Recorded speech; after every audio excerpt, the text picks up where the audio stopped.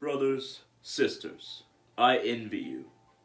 Many of you do not realize how small we truly are in the grander scheme of things.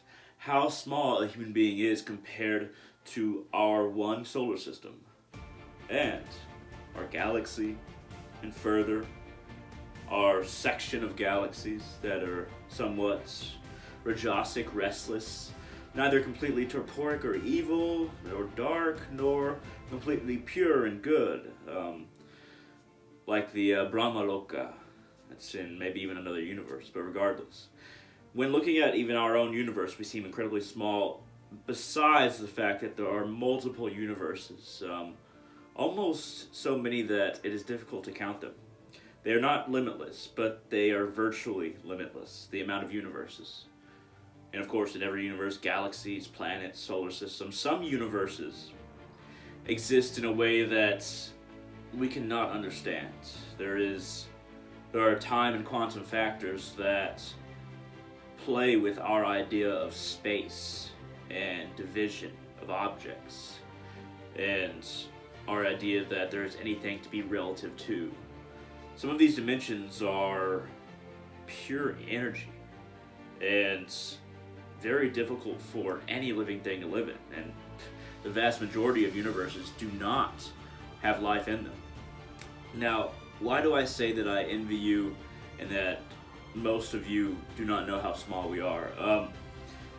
There is a blessing and a curse to being as small as a human being.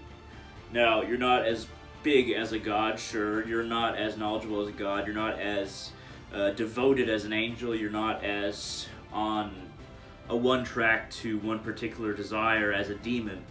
We're in between, and we have way more freedom, and we have way more ability than an angel or a demon because we can choose. We can choose to expand our role. We can choose to connect to all things, or do the opposite. But there is always this gravity of either falling down or rising up. But most of us, we're stuck in this in-between space. And human beings are lucky for that reason, and we're in a particularly safe universe, and especially this solar system. But we also have the problem of not being able to locate where we are in our development. Now, most human beings have no idea where they are in relation to Dharma, in relation to the fabric of reality, the fabric of the universe. Karma is, of course, the agent of Dharma, and it's very difficult for most of us to figure out exactly what we should be doing right now, and what negativity we have to overcome, and what virtues we have to pursue. And the entire universe is conspiring to show us what we have to do, what we need to do to move forward. But you also have to realize that even though there is more sureness and knowledge in being a god, it is also very difficult because the gods have a weight on their shoulders that we can barely conceive. Now, to truly be a god and not a demonic god or entity, to be a true celestial, you have to preserve those beneath you and serve a certain function for the rest of the universe. Now, these fall under the different domains we might see, like war, like harvest, like duty, like justice, insight, compassion, mercy, and all the different aspects that there is to serving a function as a god for the universe. But there is also the fact that they have to fight the legions of Sorath. I'm not going to go into Sorath. I don't feel comfortable doing that. But there are aspects to a god that will always have to do war, regardless if it's a god of war or not. And to have that duty of serving a particular function, and having to fight Sorath through many different ways, through many different means. It is a constant state of activity to be a god, and one that if you do not perform your duty, then you will quickly fall from your godhood. Now, a lot of people nowadays and in the past think that, okay, I'm going to make myself a god right here, right now. It's not impossible, but you have to loosen your idea of what a god is. Now, most people that say they want to be a god right here, right now, they're not thinking about performing a function for the universe. So they are confined to being a god of constant search for power, greater and greater, but never being satisfied or content with one particular duty or one particular domain, having to get more and more and more and more. And there's a lot of people like that. And there's only so much to go around. Many people will tell you there's plenty to go around because nobody's woken up to the idea that they can become a god. But that is false. There's only so much the universe can allot us in our choice. Now, when I say the universe, it's not, I don't mean that it deliberately supports good or bad, or ideas of good and bad all the time. It is about growth, sustaining itself, and teaching us. But there is very much freedom in which lessons we choose to learn, especially if we're willing to give everything that we have to a certain goal. We can achieve some really terrible things, or some really great things. So, if you want to be a god right here, right now, do not think that you'll be like Odin or Thor, or Indra, or Vayu. Understand that you're more likely to be, even if you achieve this goal, to be a god of self-interest that rules and has a domain based on fear, not love, and expect to be incredibly isolated. True gods are not isolated.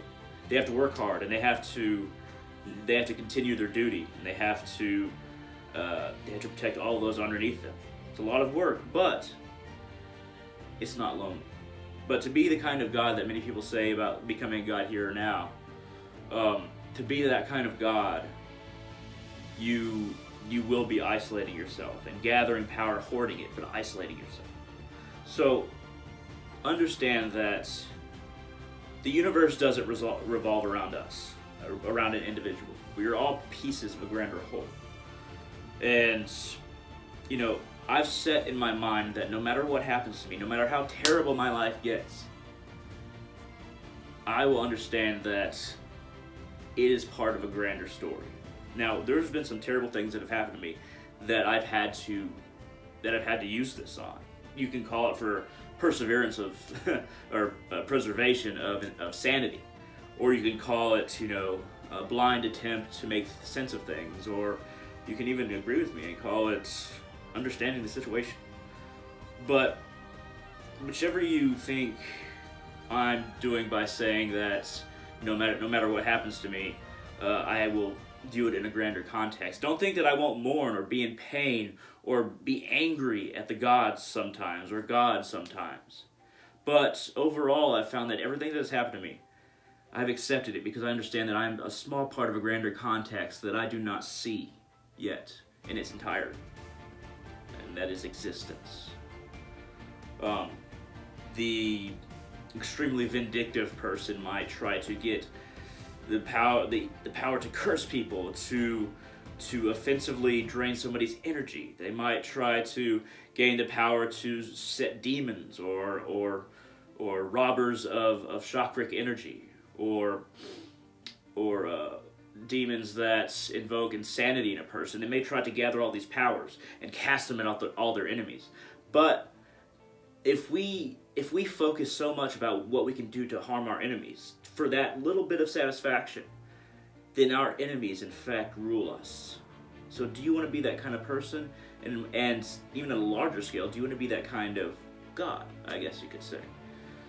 Think very carefully about this, because there's a lot of knowledge coming out now that's on, you know, both sides of the track. You know, right hand, left hand path. I'm kind of in between. A lot of knowledge about just humanity in general and our nature and what we can do. And what we do with that knowledge, where we direct our journey, will influence the reaction the universe has towards us and how isolated we are from everyone else. So, being a god isn't what you think it is. And even in the times that it is, there are other factors that are difficult to understand from our mortal standpoint. But I still envy a lot of you that think that when something bad happens to us, God is literally looking at us and just doing that to us, and we're asking, why? Why are you doing this, God? The truth is, God isn't directing something at individuals. The grander whole, the source, gods are pieces of the source, and we're pieces of the source as well, but gods are the bigger pieces because they've reached that point. But God isn't choosing you to hurt you. He's not making you the testimony of how terrible he, she, it can be, whatever you want to call it, the source. It is just a result of a fabric that is so vast that it's almost impossible to give an answer, a straight answer to us in a way we would understand, even if God did respond to us directly and focus on us as individuals, because we haven't stepped back. And we still think that it's cool, or it'll be awesome to be a god, to have this domain, to rule, to possess in ways that a mortal never could. But there is an invitation to pain in that, and it's not even necessarily like God or the universe is going to give you pain. You're going to be creating your own pain by the consequences of the powers that you hold to and that you want so dearly. So be careful and understand what kind of person you're trying to be, maybe even what kind of God you're trying to be. If you're aiming to become a god, I'm aiming to merge my consciousness with everything else and not be so divided and isolated, to destroy my ego.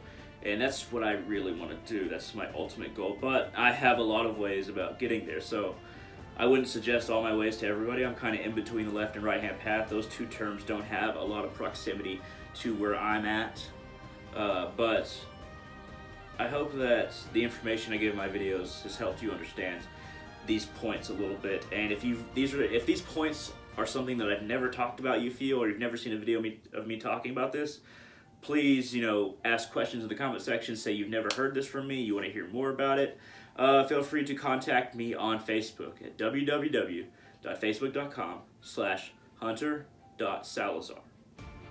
If you want to follow me on Patreon, donate just $1 a month. That'll greatly help me. With your supports, I can expand my YouTube operation even further. So my Patreon account is www.patreon.com/darkrealist. Capital D, capital R. And brothers and sisters, try to understand what you're aiming for in your spiritual path. And try to understand the path to get there, what you truly need to do. And ask yourself, what is your duty to everyone else? Thank you very much for watching. I hope that you join me in the Voidist Revolution, and I will see all of you in the future.